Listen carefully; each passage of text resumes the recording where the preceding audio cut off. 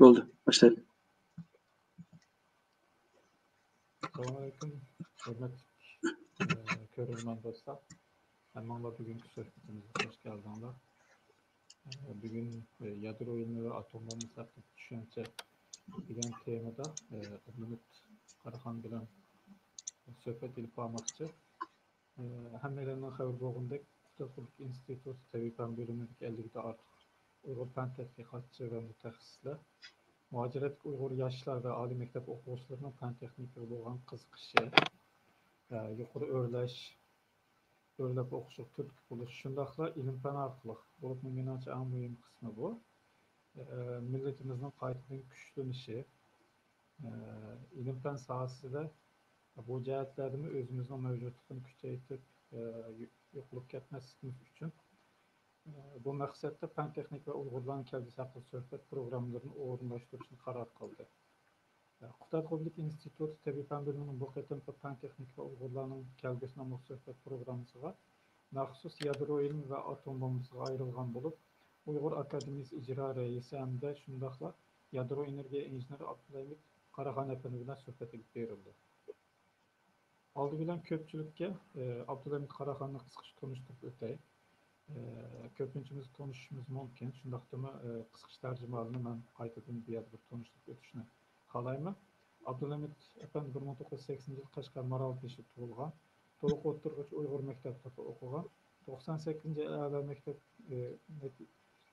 to'liq o'tirma a'lo natija bilan tugatgandan keyin Banjo universitetining radioaktiv ximiya kasbi qabul qilingan. 2 yil tayyorlik va 4 yil magistr bakalavrilik o'qishini tamomlagandan keyin 2004-yilning oxirida texnik yuqori o'rlab o'qish uchun Turkiyaga magistrlik o'qish uchun kelgan.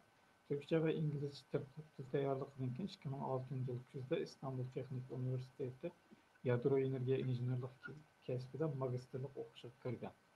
2009-yil yadro energiyasi injenerlik kasbi bo'yicha magistrlik unvonini olgan. Undan keyin uzun o'tmay 2009-yil 9-oyning 9-kuni Istanbulda o'qish va ilmiy tadqiqot bilan shug'ullanayotgan 9 Uyg'ur ziyolisi bilan birlikda Uyg'ur fan ma'rifining taraqqiyoti, Uyg'ur milliy ro'yining uyg'onishi va Uyg'ur ixtisos xodimlarining yetib chiqishini maqsad qilib Uyg'ur Akademiyasini qurib chiqqan. Uyg'ur Akademiyasi qurilgandan keyin Abdulhamit Karahan efendi o'zining doktorlik o'qishiga tayyorlik qilish va qismiy vaqt ma'rif ishlari bilan shug'ullanishdan sirt 2,5 yil Uyg'ur Akademiyasida maash olmay xolis ishlagandan keyin 2012-yil Turkiya tashqi turklar va qarindosh millatlar idorasiga mutaxassis bo'lib ishga kirishgan. Yili ham shu idorada xizmat qilmoqda. Abdulhamit Karahan efendi hozir Uyg'ur Akademiyasi ijro komiteti raisi vazifasini o'tamoqda. Kutlusuluk Tadqiqot İnstitutu Tabiiy Fan bölümündeki tadqiqotchilar nomidan Abdulhamit Karahan efendining bundan keyingi xizmat va turmushiga utuqlar tilaymiz.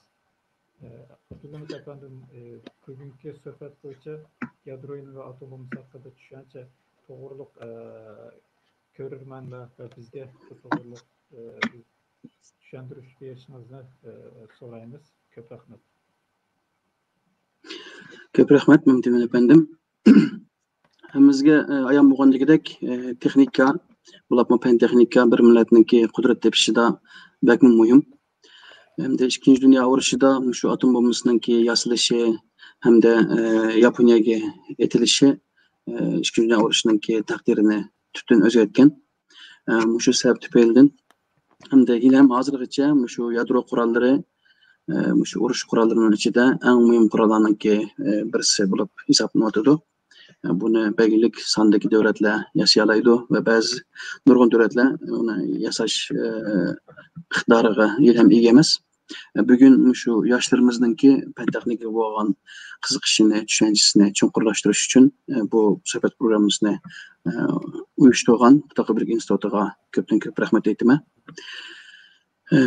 Hozir oldi bilan bir slayd tayyorlagan, shu slaydni bo'ylab mang'amasak.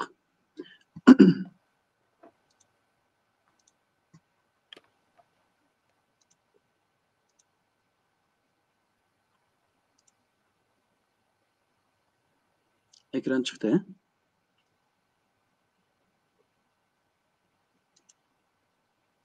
Ekran çıktı mı Mehmet'im? Hatta toluk çıktı olabilir ama hem çıktı.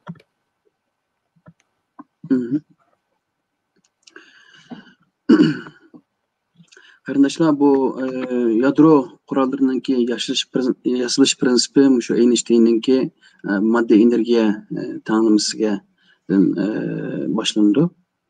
O'shunga asoslandi buningki nazariyaviy asosi. Hamda ekranda ko'rib turganimizdek, hamda yadro qurollarınınki qirg'in qilish kuchi har qanday bir qurol qaraganda nihoyatda qisqa vaqt ichida intayin tez bo'ladi. Hamda hozir kunimizda shu yadro qurollaridan boshqa shu biologik va ximiyalik qurollar bor.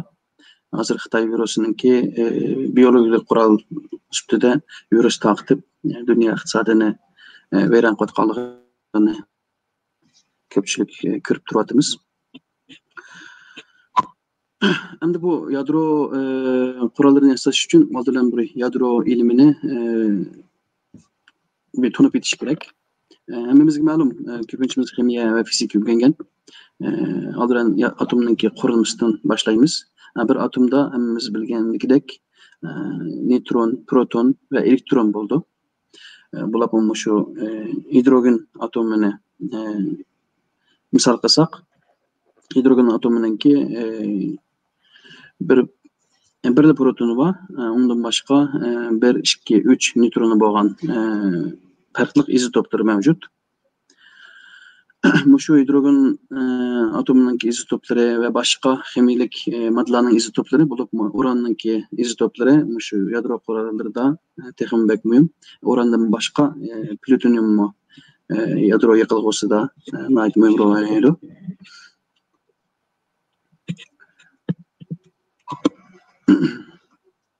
Bayan deb o'tganimizdek, Einsteinninki modda energiya tanlamasi hammamiz bilamiz. Shu tanlamaga asosan bu yadroninki parchalanish reaksiyasini ta'liq qilib o'taylik. Nihoyatda kichik miqdordagi bir atomning intayin yuqori darajada bir energiyaga ega bo'lganligining bir isboti. Ma'lum shu bizning quyuqlashtirilgan uran 235 ga neytron so'qilgan vaqtida bu kripton va bariyga aylandi. Bularga davomli shaklda yana neytron so'qilgan vaqtida zanjirsimon reaksiyalar yuz berdi. Ya'ni bir uran 235 dan bir neytron so'qilgan vaqtida bu 3 ga eng az 3 va uning assi bo'yicha ko'payib mangdi. Bu nimaninki atomninki parchalanish reaksiyasi bo'ldi. Dastlabda shu Yaponiyaga atgan atom bombasi, har shekil atom bombasi shu parchalanish reaksiyasini nazariyasini ko'zlab turib yasagan atom bombasi hisoblandi.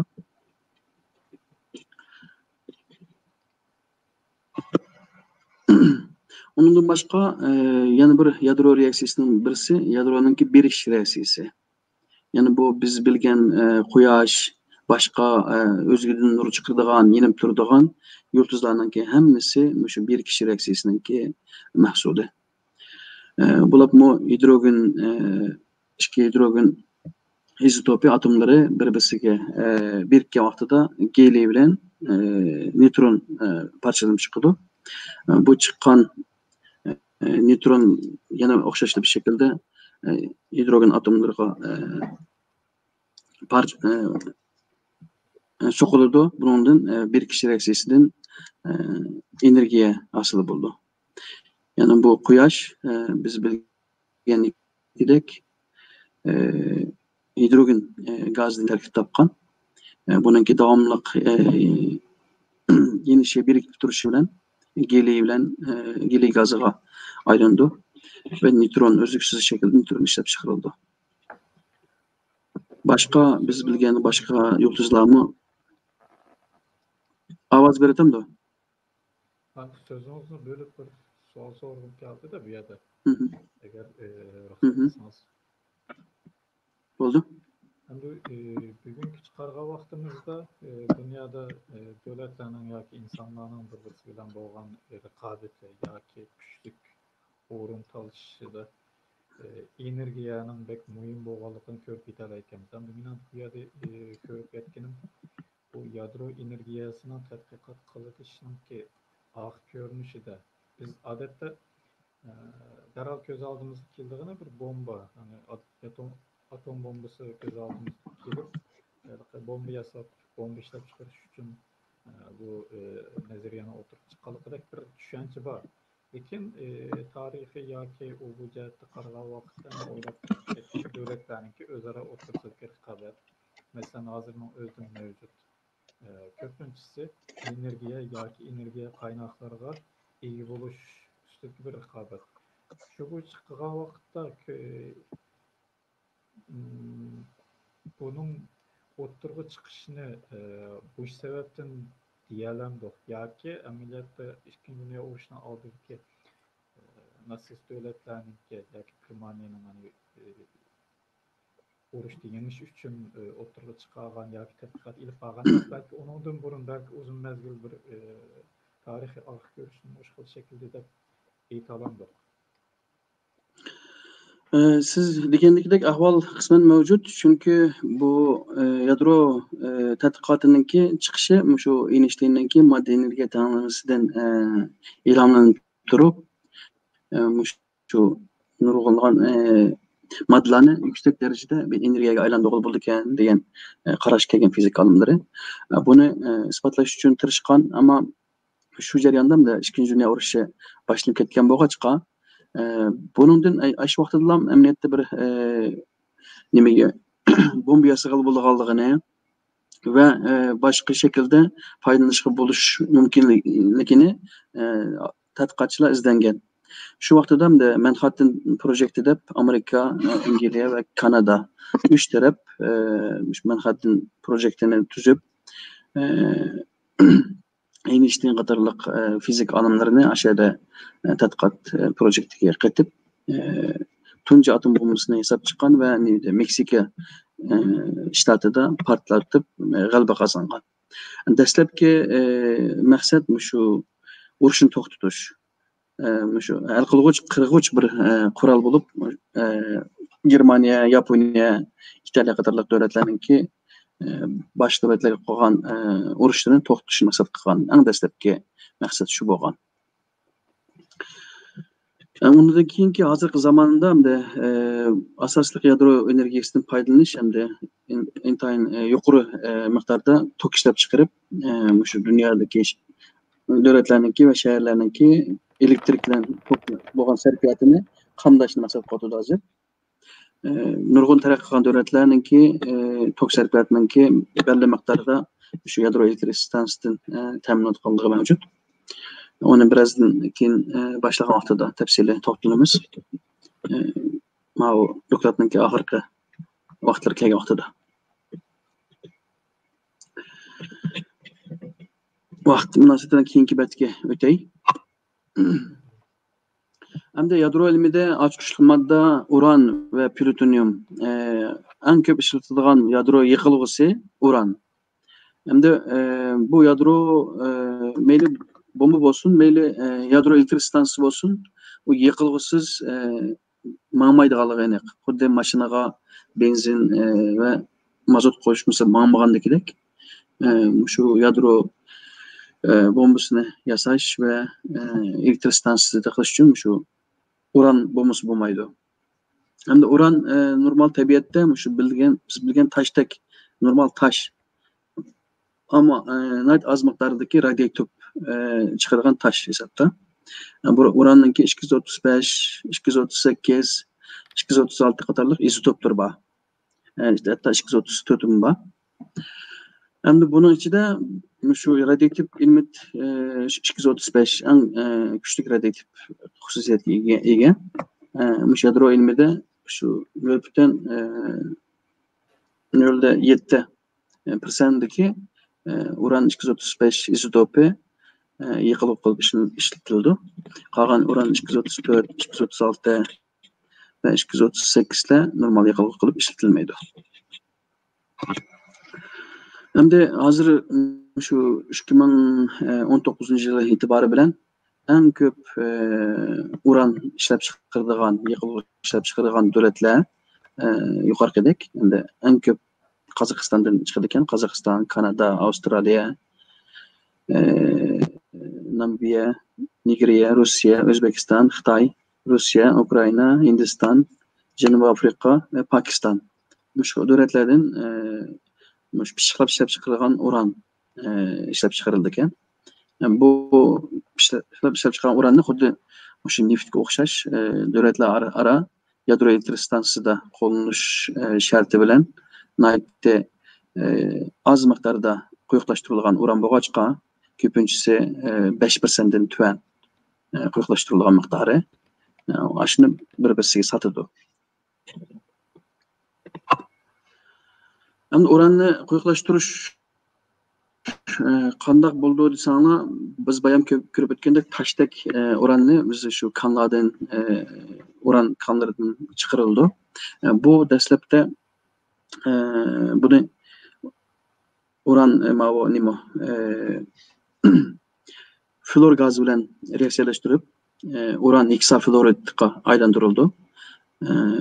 Onu aylangandan keyin buni shu quyuqlashtirish ta'sisiga, zavodiga uran heksafluorid gaz holatida shunga so'qilgan gap. Bu uran quyuqlashtirish zavodlarida, ta'sislarida quyuqlashtirib bo'lgandan keyin buni nimada yadro elektr stansiyalarida ve yadro qurollarida ishlatishga bo'ldi. Uran quyuqlashtirishda 8 xil usul mavjud. Bir-biriga o'xshamaydi. Hamda gaz tortish usuli, issiqlik tortish usuli, merkezden gaz kaçırış usulü, elektromanyetik usul, lazer izotop ayrış usulü, kimyelik iyon almashtirish usulü, plazma ayrış usulü, aerodinamik ayrış usulü qatorliq 8 turli usul var. Bu usullarninki en ko'p ishlatildiğini gaz tarqatish usulü bilan gazni merkezden kaçırış usulü en ko'p ishlatildi. Bu gaz tarqatish usulida bilgandekidek uran heksafluorid gazini bir süzgüçten ötküzgen vaqtida bu ikkiga bölündü. Yenik bo'lganlari uran 235 heksafluorid izotoplari ustiga, ig'ir bo'lgan uran 238 uran heksafluorid izotoplari gazlari ostiga qolib qoladi. Şu usul bilan nimani uranni zenginlashtirgan bo'ldi. İkincisi bununki ta'sisi şu gaz tarqatish. Müşadin gazni sol tarafdan nayti yuqori besim bilan gaz beradigan gap. Belirli vaqtida bu ta'sisdan ustidan quyuqlashtirilgan uran gazi, uran heksafluorid gazi astidan normalda miqdori nimasi izotopi ig'ir bo'lgan uran 238 heksafluorid gazi astidan chiqadi. Bu Fransiyada ko'p qo'llanayotgan bir uran quyuqlashtirish ta'sisi. Bu gaz diffusion, yani gaz tarqatish usuli şekildeki uran quyuqlashtirish zavodi. Issiq tarqatish bu ko'p hozir qo'llanilmaydi. Diqqat qilsak, sol tarafda sovutilgan bir skladdak bir mevcut. O'ng tarafda qiziq bir skladdak bir mevcut. O'rtada şu uran gazini qo'ygandan keyin uran gaziga issiqlik berdi. Issiqlik qarab izotoplarninki xususiyatlar tartib bo'lgan bo'lg'achqa yenik bo'lgan uran 235 issiq tarafga, ig'ir bo'lgan uran 238 izotoplari sovuq bo'lgan tarafga yo'nildi. Shu usul bilan uran quyuqlashtirish bo'ldi. Ammo lekin buning miqdori uncha ko'p bo'lmaydi. Shu bu usulni ko'p ishlatilmayapti. Lekin eng ko'p ishlatilgan yana bir uran quyuqlashtirish usuli bo'lsa, merkezden gaz kaçırış, yani gaz aylandırış usulü hesaplandı. Bu intayin köp bo'lgan shu silindr şekildeki neyçilerinin işçiге aylanadigan bir sistema kurup gazni işçiga soqqandan keyin buni tez suratda aylantirdi. Aylandığı vaqtida ig'ir bo'lgan uran 238 izotoplar ve gazları sırtqa silindrdan keyin tam tarafiga bo'ylab mangdi. Minik bo'lganlari o'ttirga yig'ildi. Şu prinsipni uran ko'plaştirishga erishgani bo'ldi. Bu en köp kullanılan usullardan birisi.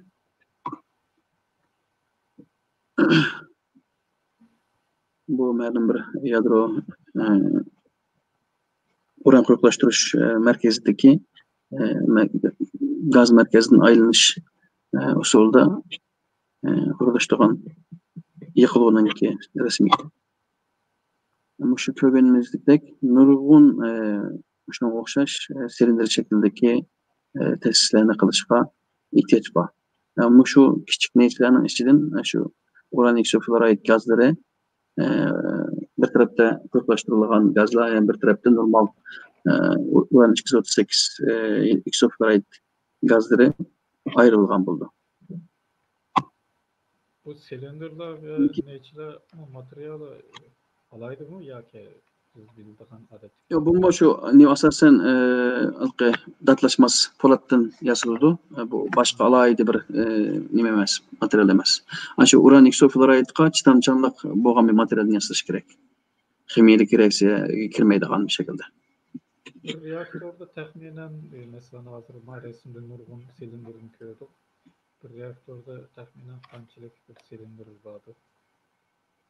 O bir neçe buluş gerekmi yoki bu biz mesela nerede bir nimani ko'rsatdingiz, balkim bir reaktörde 10 ming yoki 5 ming, yani intayin ko'p bo'lishi kerakmi? Shundoq. Endi bu reaktör farqli, mana bu uran ko'plashtirish tesislari, zavodlar farqli bo'ldi. Reaktör deganingizda bu yadro elektr stansiyalarınki nimani ko'rsatdi reaktörlerinchi. Ular qanaqa qildi desangiz, hozir bu quyuqlashtirib bo'lgan uranni shu yerda ishlatadi-chu.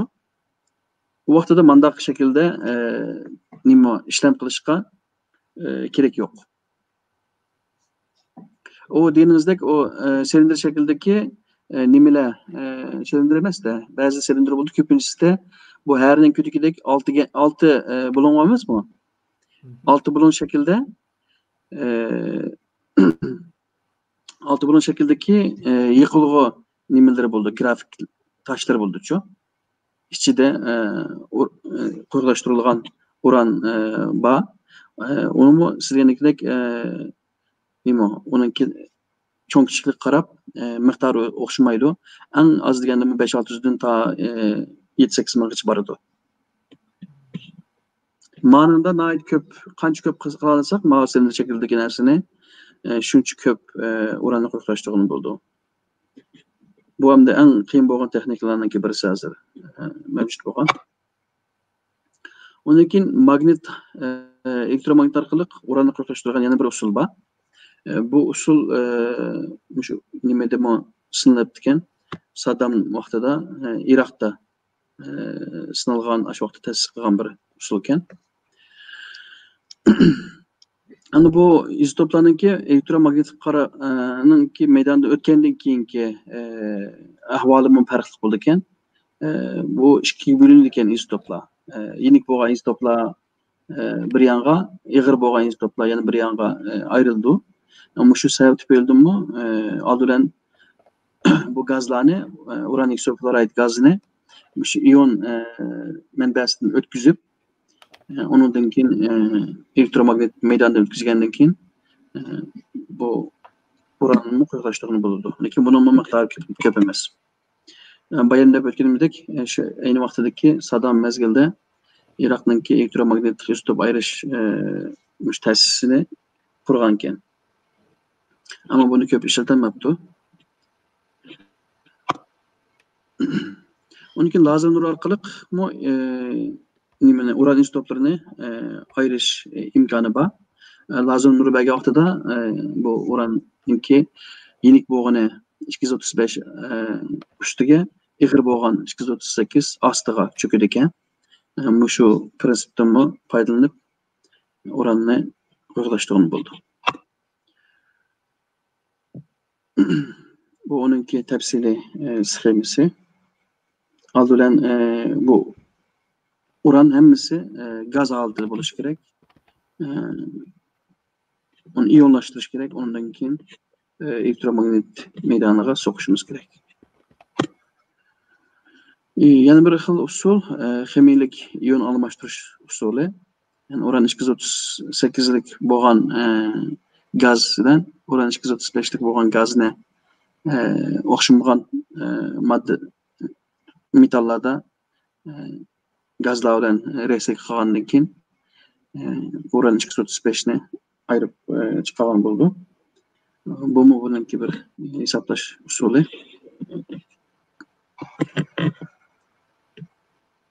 Ondan başka plazma izotop ayırış usulü var. Silindir şeklindeki bir nimege silindirga içine vakumlap içine nimenin uran gazlarını, isofluorid gazını sokkandan keyin bu mu şu plazma fizik plazma arkalık quyuqlashtirilgan nimo başka bir tarafga ondan keyin aslidagi gaz eshib qolgan 238 isofluorid başka bir tarafga ayrıldı.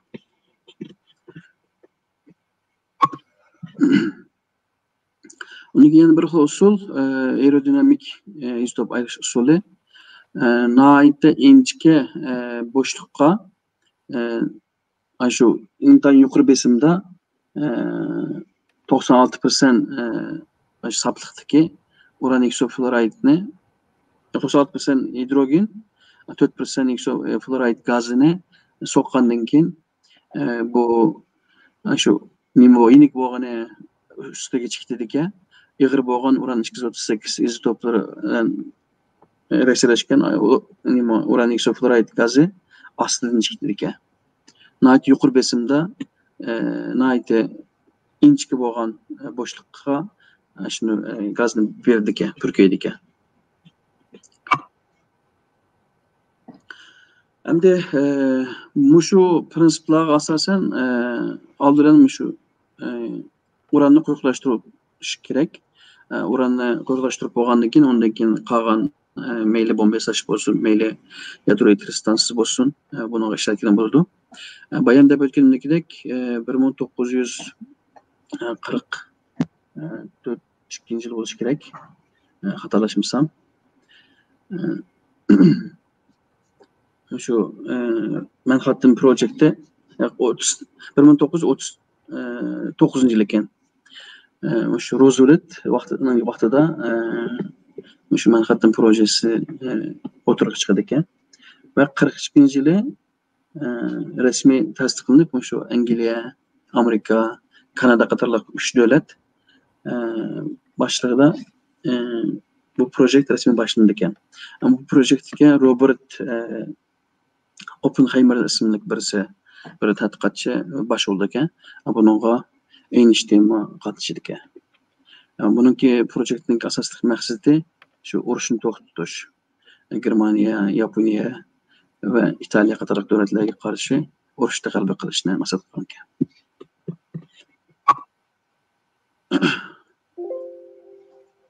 Bu ko'ngilimiz tunji qatim portlagan atom bombasininki rasmi 1946-yili 45-yili şimdi Yeni Meksik shtatida portlatgan atom bombasi ekan. Shu vaqtda portlagan atom bombasininki kuchi 15,000-20,000 tonnaga TNT portlovchi moddani portlatgan barobar deydi. 45-yili şu 7. ayınınki 16. günü Yeni Meksik shtatida portlatib g'alaba qildi ekan.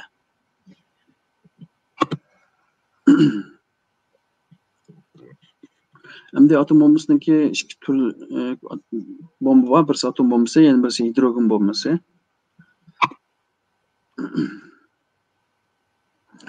Mavla şu nimaga atgan bombalar ayni vaqtida Yaponiyaniki Hiroshima va Nagasaki qator ikki shaharga oralig'i atgan bomba. Ama Little Boy kichik bola degan bomba 45-yili 8-ayning 16 kuni Hiroshimaga etildi ekan. Şu vaqtida taxminan 140 ming odam o'lib, 40 ming odam yarada bo'ldi ekan. Undan keyin Fatman semiz odam deb ism qo'yibdi bunga. Bu plutoniumdan foydalanib yasagan bomba ekan. Bu atom bombasi. Bu 45-yili 9-avgust, ya'ni 3 kundan keyin Nagasaki oralig'iga atgan bomba ekan. Bu bomba şu atılıq vaqtida 80 ming odam o'lib, 100 ming odam yaralandı ekan. Qarab baxsaq, bu bombanınki mesela deyli, Little Boy'ninki ta'sir kuchi 15 ming tonna TNT'ga tangdosh bo'lsa, Fatman 21 ming tonna TNT'ga tangdosh bo'ldi ekan. Hamda qarasak, bu atom bombasi portlagan vaqtida nayt shiddat şu atrofda yer tevrab, undan keyin buningki tarqalish surati nayt tez bo'ldi ekan, portlash nimasi. Bunun qarg'a odamlarninki ko'zi qarg'a bo'lib qolgan ahvol mavjud ekan. Şu 10 kilometr doirada dastlab qadamda portlagan vaqtida, shu ayni vaqtdagi bomba 10 kilometr doiradagi bütün hamma narsani necha sekund ichida yo'q qo'ydi ekan. Shu qadar tez tarqalish nimasi. Bu bir tasviriy bir rasm. Resmi portlagandek tatlagan bir rasm emas.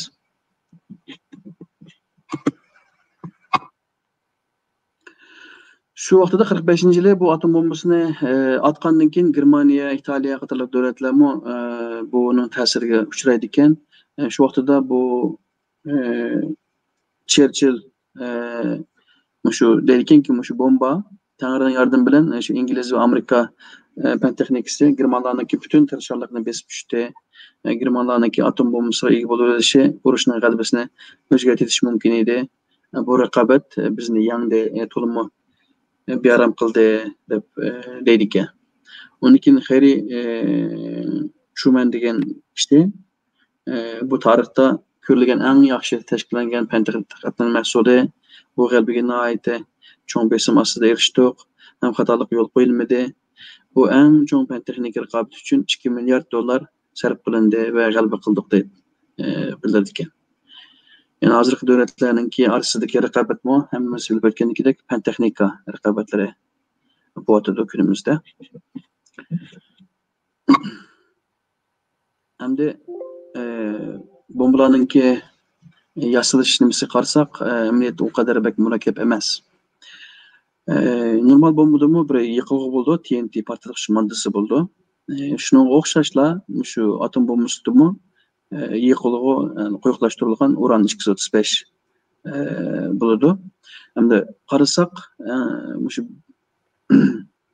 birinchisi shu uran 235. Ondan keyin ikkinchi doiradagisi nima?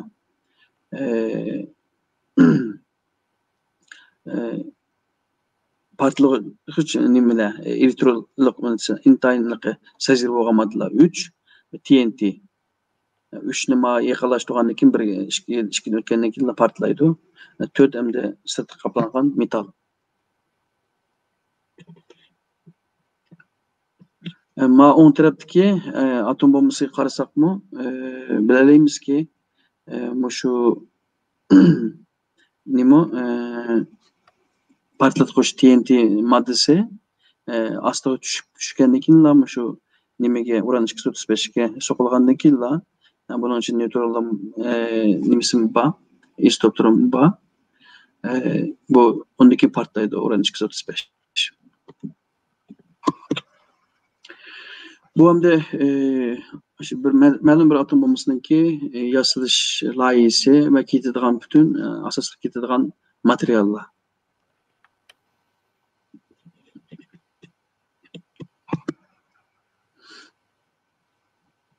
Hem de bayram dep öttük. Atom bombası şu atomlarınki sokuluşudan parçalanish reaksiyasidan yasaldı. Ondan keyin yadro bombası atomlarınki birikişidan şu hidrogen atomlarınki birikişidan yasaldı, partlaydı. Bununki bu şu dastlabda hidrogen bombası yasash uchun oldin atom bombasini portlatib, o atom bombasınınki intayin yuqori darajadagi energiyasini bo'lgandan keyin, undan keyin o hidrogen gazlarga ta'sir qilgandan keyin, undaki hidrogen gazi birikish reaksiyasiga o'tadi. Bo'lmasa o kadar yuqori darajadagi bir energiya bo'lmay qolsa, hidrogen gazlarini biriktirib bir reaksiya hosil qilish mumkin emas. Bu yadro yani hidrogen bombası yasash uchun yani oldin atom bombasini yasash kerak.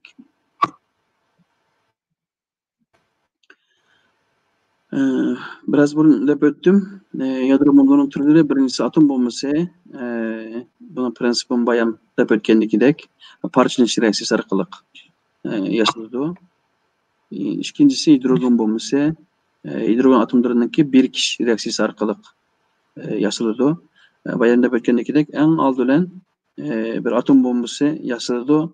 Atom bombası yasalib bo'lgandan keyin atom bombası portlatilib, ondan keyin hidrogen gazlarınınki birikish reaksiyasine erishgan bo'ldi. Ondan keyin bu hidrogen bombasini portlatib bo'ldi. Hidrogen bombasınınki kuchi atom bombası qaraganda necha 10 esse kuchli bo'ldi normalda. Hem de nurg'un davlatlarda şu yadro qurollari mavjud. Bu bir-birisi bilan urushib qolsa ishlatishdan yanmaydi. Şu bunun oldini olish uchun 1970-yili 5-oyning 5-kuni Amerika, Rossiya, Xitoy, Angliya, Fransiya qatorliq 5 davlat şu yadro qurollariga ega bo'lgan 5 davlat bir shartnoma imzolaydi. Ve başka, yüzden başka 189 devletke bu şartnameyi imzalattırıldı. Yani yadro kurallarındaki kengeyişini aldın eliş şartnaması. Hem de 2020 yılı itibarı bilen kaysi devletlerde yadro kuralları bağ desek asaslıkım şu 10 devlette yadro kuralları bağken Amerika cemi 6185 yadro kuralı varken Rusya'da 6500, Anglia'da 200, Fransa'da 300, Xitay'da 290. Xitay üşüğen buluşu mümkün bunun sanını. Hindistan'da 140 etrafında, Pakistan'da 160 etrafında, İsrail'de 90, Şimali Kore'de tahminen 30 etrafında yadro kuralı mevcutken. Onundan başka biz İran'da hazır yadro kuralı mevcut deb qaralayotidu. Ama bağ yo'qligi isbotlanmadi.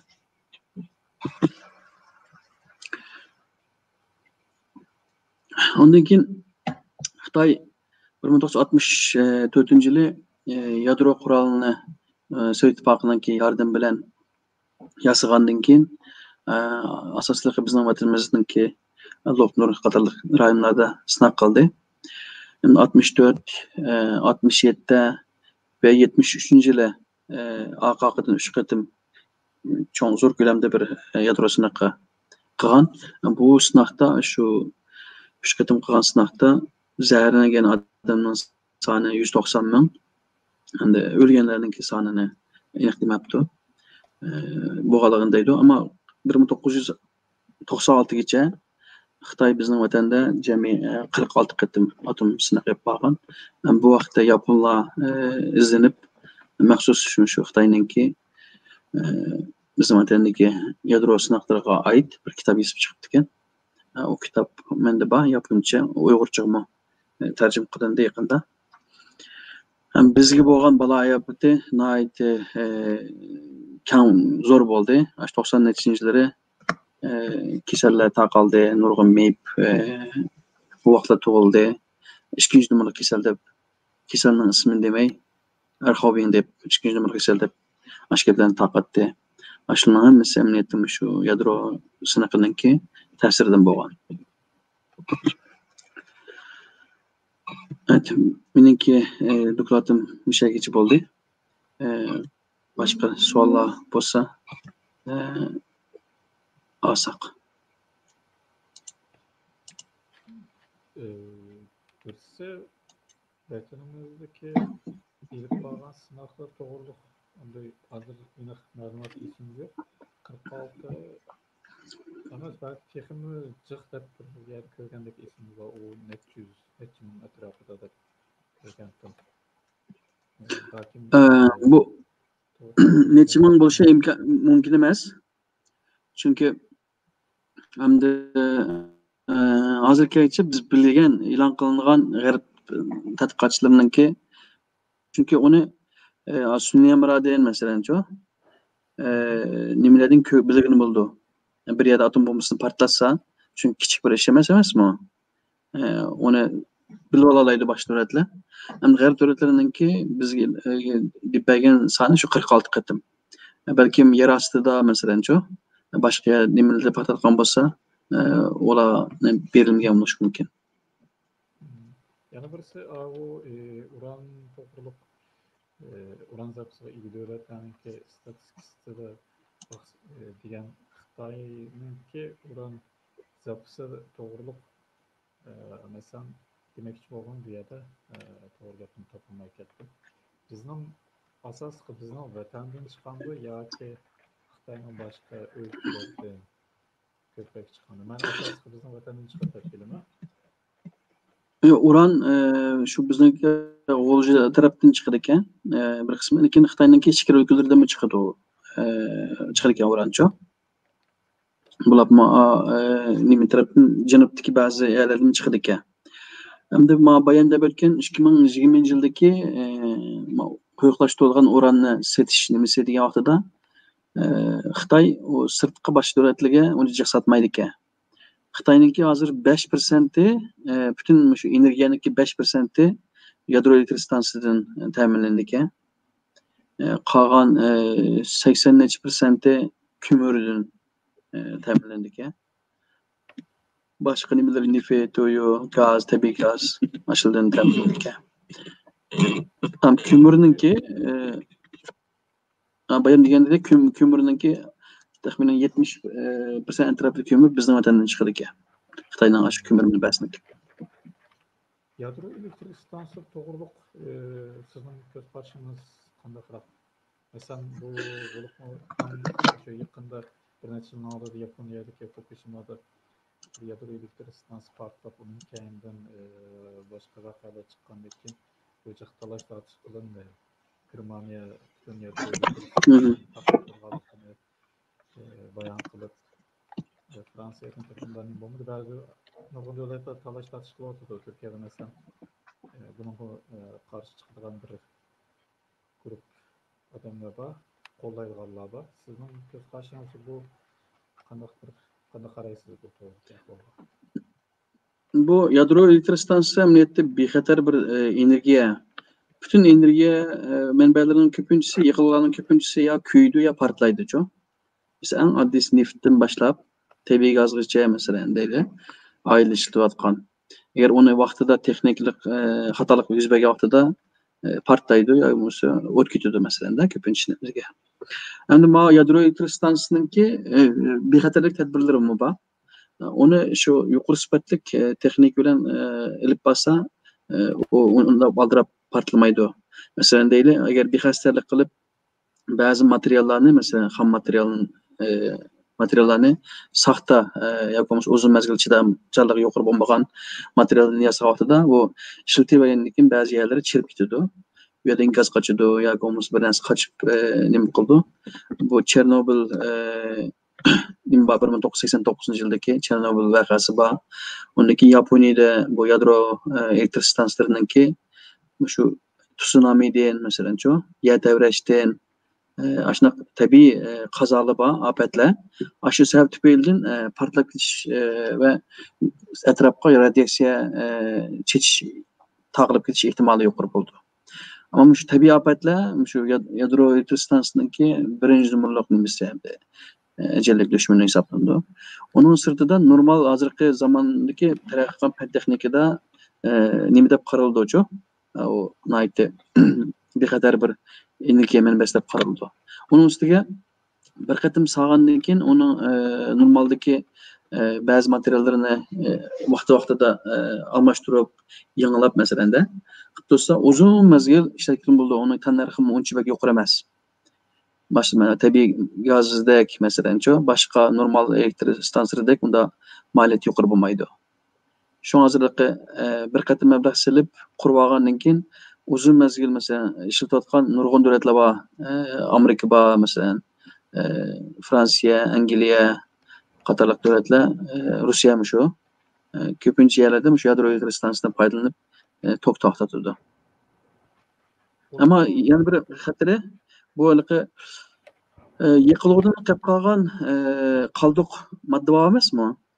Shuni nihoyat yaxshi bir taraf qilish kerak.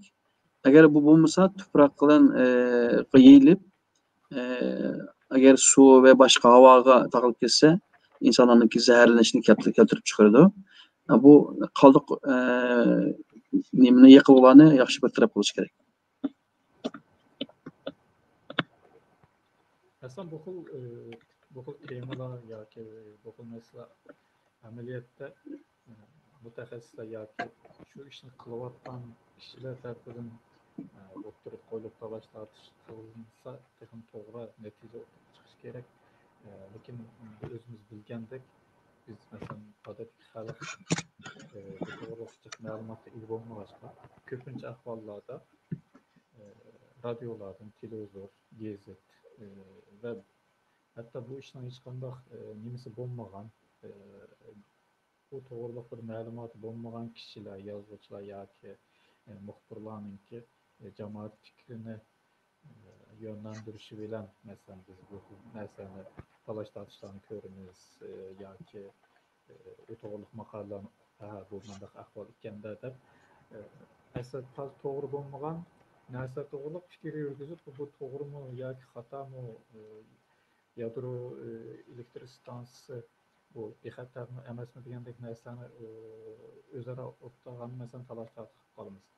Bu yerga mening diqqatim tortgan narsa odatda masalan fan texnikada ilgirlagan davlatlar, uningdagi sanoat kuchli bo'lgan davlatlarga masalan ishimiz Amerika bo'lsin, Yaponiya bo'lsin, Germaniya bo'lsin, Fransa yoki Avropa degandek davlatlar.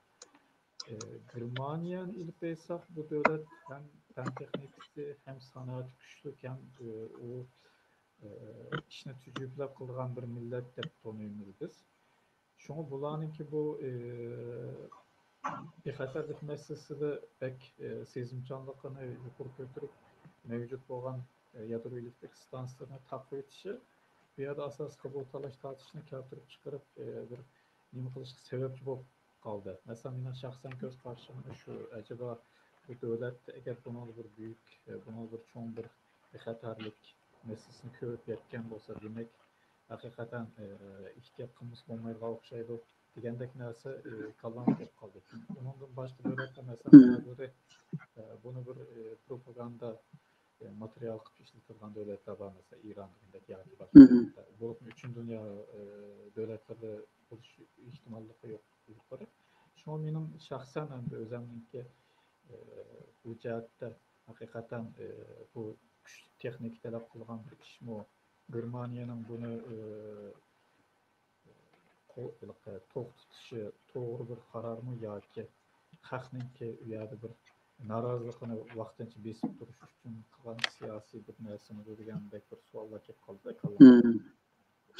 Bunun için bir qancha omil sabab bo'lgan bo'lishi mumkin. Birisi shu yadro elektr stansiyasini qurgan vaqtida yerini yaxshi tanlash kerak. Yerini yaxshi tanlab, yadro stansiyasidan keyin qolib qolgan qoldiq yiqilg'ini kuyib masalan ishlatilib bo'lgan yiqilg'ini bir taraf qila oladigan bir sistemani agar burun qilmagan bo'lsa, bu vaqtida uni taqib o'tish kerak. Uni boshqa ko'chirish kerak. Bu birinchisi. Ikkinchisi, yataveradigan rayonlarga masalanchu, agar uni sep qolgan bo'lsa, har vaqt nima qilish mumkin. U yataverishda u vayron bo'lib, nimalar radioaktiv yiqilib sirtqa taqilib ketish xavfi bor. İkinci bir meselede bayan degandekidek hamda tabiiy ofatlar boshqa masalan deydi dengiz to'lqinlaridan ki teshib mesela tsunamidek keng ko'lamda nimalarga aylanib ketishi, undaki dengiz bo'ronlaridan ki chiqib havo klimatidan ki farqli bo'lishi bilan o zavodlarning ki yadro elektr stansiyalar zavodlaridan ki buzilib ketishi tufaylidan bu radioaktiv moddalarning ki eqib ketishidan ki sebep bo'lishi mumkin. Yani birisi bu volkan rayonları buldu mesela tağlık rayonlar buldu. Eğer onun etrafına silinip kalsa yadro elektr stansiyaları bexatarlik jihatdan yaxshi bo'lmaydi. Bununki bir qancha nimasi bo'lishi mumkin ama normal texnik jihatdan tamamen oldin olgan bo'lgan bir nima texnika. Çünkü hozir g'arb davlatlaridagi demokratik bir muhitda agar de onunki ziynine ait çoğun olsa ona normalde xalq ona qarab turmaydi, bo'ysunmaydi onu naslini qurishga. Bunun nurg'un omillari bo'lishi mumkin. Ko'p rahmat. Mening ovozim bek tuvan chiqqa o'xshaydi. Bir ko'rinmadan bir e'lon yozib qo'yibdi. Kechiringlar. Men mikrofonni sal yiroq tutyapman. Kechirim so'rayman. Lekin men sormoqchi bo'lgan savolimga Oplan efendimning javob berdi. Yana bir qatim takrorlab o'tay men so'ragan savolimni. Men bu yerda masalan ba'zi davlatlarningki bexatarlik masalasini chiqishib turib hozir o'zida bor bo'lgan yadro elektr stansiyalarini to'xtatish qarori kelganligidan buning qanchalik bir bexatarlik nimasi bunun deb şu to'g'riliq bilmoqchi bo'lyapman. Bu haqiqatan xatarlik bir narsami bo'libmi Chernobil voqeasidan keyin deb. Buni efendim bu to'g'riliq yaxshi bir tushuncha berib o'tdi. Yaponiya va shunlashgan balkim Turkiyada da talabdan chiqqanlikning sababi shu bo'lsa kerak. Bu yerda bir yetaverish doim xalqning ko'z o'ngida turib turg'ashqa. Shundaqmi? Endi biz bu yerda bir Shundoq. qurib olsak arqadan biray yataverish chiqib qolsa. Lekin yana bir jihatdan ilk aytganda yana bir savolim bu bir savol boshqa savolni keltirib chiqargan bo'ldi. Yadro elektr stansiyasi bor davlatlarninki texnikasi yoki shu jarayonda taraqqiy qilgan bir texnikasi qolgan bir vaqtda buni yadro qurol yarog'ni taraqqiy qildirish uchun bir asos ta'minlab bera olamdi. O ihtimal yuqori. Nima desangiz, hozir taraqqiy qilgan shu yadro elektr stansiyaları mavjud bo'lgan davlatlarninki ko'pinchisida uran quyuqlashtirish tesisleri bor, zavodlari bor. Hozirgi nimalarda 2%dan 5%gacha shu quyuqlashtirilgan uran va plutonium ishlatilyapti yadro elektr stansiyalarida. Agar buni eng az deganda 20%ga chiqarsa quyuqlashtirilgan uranninkini bek kuchlik bo'lmasimi normal darajadagi bir atom bombasini yasagan bo'ldi. Hozirgi mesela texnikada 95% hatta 97%gacha quyuqlashtirilgan mesela kuchlik bo'lgan atom bombasi masalancho hidrogen bombalarini yasayotdi mesela Amerika, Rossiya qator davlatlar. Demakchi o'g'lim bundan yana bir narsa chiqdi. Hozir Uyg'urlar agar o'zimizdan o'ltirib qolib qolsam, shunday bomba yasash imkoni bormi debchi. Hozir Uyg'urlarningki fan texnika nimasida u qadar bek qaloq hisoblanmaydi. Mesela nurg'un Amerikada, Yaponiyada, Yevropada nurg'un davlatlarda bizning ait yetishgan qobil fan tadqiqotchilarimiz bor. Mesela fizikchilar, undan keyin ximiya, undan boshqa mashinasozlik injenerlari bular bilan bir nima tadqiqotchilar gruppasi qurib shunaqa narsani yozgan bo'ldi. Bomba bo'lsin, mesela quyuqlashtirish testlar bo'lsin. Bu narsani yozgan bo'ldi. Ammo hozirgi dunyoda hamda mayli yangi qurilgan davlatlar bo'lsin, mayli biraz aciz davlatlar bo'lsin, kuchi hammasi shu nimaga yadro qurollarini kengaytmaslik shartnomasiga imzo qo'yib nima qilishga majbur. Bu maqib qolsa, bu boshqa davlatlarning e'tirof qilishga erishmaydigan gap. Ikkinchi bir masala hamda hozir bu quyuqlashtirilgan nimani uranni bir yerdan bir yerga turish, masalan, yo'tkazishmi apsiz. Bu radioaktiv element bo'lgan buni üstüne emraden her vakit bilib olgan bo'ladi. Biraz saplığı yuqori, miqdori ko'p bo'lgan quyuqlashtirilgan uranni bir yerdan bir yerga o'tkazsa, buni asosan sezilib qoladi. Shunga ko'pincha shu xalqaro atom energiya komitetiniki İran'a besim ishlatganligi shu sabab tufayli. Sen o'zgacha darajada nima ishlayotsa, quyuqlashtirilgan uran ishlab chiqaryotsa, buni bir yerdan bir yerga o'tkazyotsa deb shu to'xtamay tadqiqotchilarni avatib nazorat qilib turadigan shu sabab tufayli. Ko'rilmalardan yana bir savol keldi. Atom bombasini portlatmaydigan qilib etkili bo'lamdi. Ya mushkul bir texnika bormi? Baba, o asan. Atom bombası işini açsanız mesela değil, bu TNT partlatış maddeler, onu tetikleydiğin mesela çoğu başka maddelerine ayrılış asallam. O çok şeydi. Atom bombası kandak başkırıl. Mesela başkalarının koldaki bir bombanın partlamaydigan qilib etkili bo'lamdi demekçi deb tushundim. Ha yok, onda texnik yok hazır. Bu atom bombasını bilemiz. Başkurulgan bombanınki uçağa uğurlaştırıp ondaki atıp ölçüyor başka. Uzun mezgillik başkurulgan bombalar emas mı? Uzun musafirlik. Sadece kıtalar ara başkurulgan bombalar var. Aşı bombalarınki uçağa yerleştirip ondaki başlayıp atılan yapıyor onu. Onu havada tutup partlatılan teknikler bazı. Ama lakin başlarınki yüzdeki atom bombasını 5 gün bulup mesela çoğu aşı içi kirip onu teknik cihetten partlaması kuvvetmese o icraatın kontrol kıldığında bir nesi yok. Evet. Bu cevap çok yeterli oldu. Başka sorular gelmedi. Ben ama başka sorum yok. Köp rahmet sizin bugün vergen bilgisiniz inançı bu cihette bir ama bu düşüncelerle ilgili oluşumuz için çok faydalı oldu. Köp rahmet eğitimen görünen bir vakattan köp rahmet Sizin köp rahmet. Bilgisiniz için görüşürüz. Tamam bulun. Hayır hoş. Rahmet sizge. Rahmet. Selamet bulun. Allah'a emanet.